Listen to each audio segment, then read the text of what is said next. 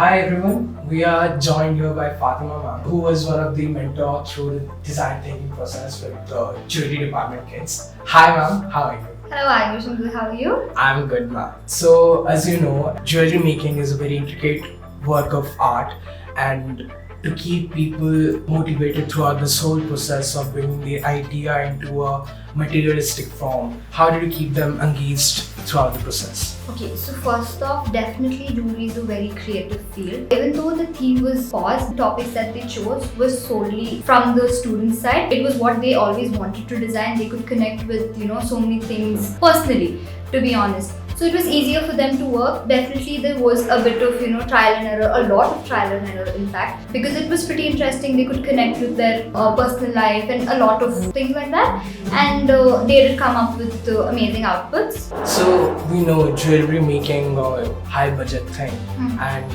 managing the how much you put into it and how much you are putting it for retail, it's a very big thing. So how did you guide people or the designer or the student throughout how they are going to keep the budget in line, also making it comfortable for the mass, society or the production team to retail it for the common people? Okay, so jewelry is creative, but at the same time, it is a slightly, an expensive field. But that does not, confine us from, designing anything. So the students were pretty broad-minded while making the designs and stuff. A little here and there with the budget did happen, but a few of them have gone a little upscale. A few of them, did few things on their own. Few of them got it sourced from outside. So for the ones who got sourced from outside, a little, it was slightly expensive, whereas the others, the effort was more.